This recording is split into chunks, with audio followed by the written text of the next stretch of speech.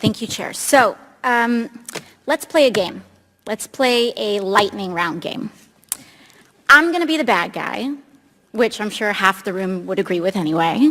And I want to get away with as much bad things as possible, ideally to enrich myself and advance my interest, even if that means putting my interests ahead of the American people.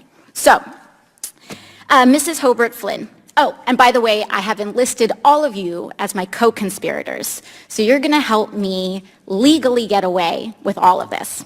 So, Mrs. Hobart Flynn, I want to run. If I want to run a campaign that is entirely funded by corporate political action committees, is there anything that legally prevents me from doing that? No. Okay, so there's nothing stopping me from being entirely funded by corporate PACs, say from the fossil fuel industry, the healthcare industry, big pharma. I'm entirely 100% lobbyist PAC funded. Okay, so let's say I'm a really, really bad guy, and let's say I have some skeletons in my closet that I need to cover up so that I can get elected. Mr. Smith, is it true that you wrote this article, this opinion piece for the Washington Post entitled, "These payments to women were unseemly, that doesn't mean they were illegal"? Well, I can't see the piece, but I wrote a piece under that headline in the Post, so I assume that's right. Okay, great. So, green light for hush money. I can do all sorts of terrible things. It's totally legal right now for me to pay people off. And that is considered speech. That money is considered speech. So I use my special interest dark money funded campaign to pay off folks that I need to pay off and get elected. So now I'm elected, now I'm in, I've got the power to draft, lobby, and shape the laws that govern the United States of America. Fabulous. Now, is there any hard limit that I have, perhaps Mrs. Hobart Flynn, is there any hard limit that I have in terms of what legislation I'm allowed to touch? Are there any limits on the laws that I can write or influence, especially if I'm based on the special interest funds that I accepted to finance my campaign and get me elected in the first place? There's no limit. So there's none. So I can be totally funded by oil and gas. I can be totally funded by Big Pharma, come in, write Big Pharma laws, and there's no limits to that whatsoever. That's right. Okay, so awesome. Now, Mr. Mirabani, the last thing I want to do is get rich with as little work possible. That's really what I'm trying to do as the bad guy, right?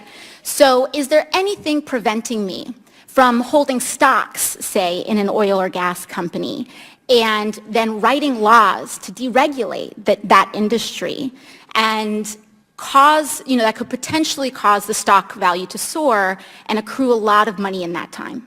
You could do that. So I could do that. I could do that now with the way our current laws are set up.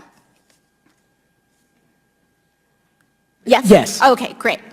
Okay, so my last question is, or one of my last questions, I guess I'd say, is it possible that any elements of this story apply to our current government and our current public servants right now?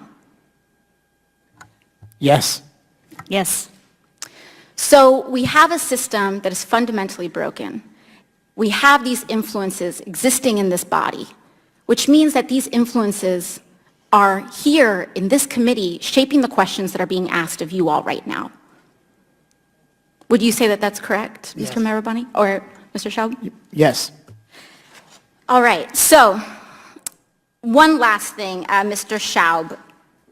In relation to congressional oversight that we have, the limits that are placed on me as a congresswoman, compared to the executive branch and compared to, say, the President of the United States, would you say that Congress has the same sort of standard of accountability?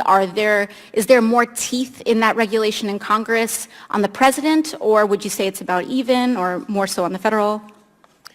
In terms of laws that apply to the president, yeah, there's just almost no laws at all that apply to the president. So I'm being held, and every person in this body is being held to a higher ethical standard than the President of the United States. That's right, because there are some ethics committee rules that apply to you. And it's already super legal, as we've seen, for me to be a pretty bad guy. So it's even easier for the President of the United States to be one, I would assume. That's right. Thank you very much.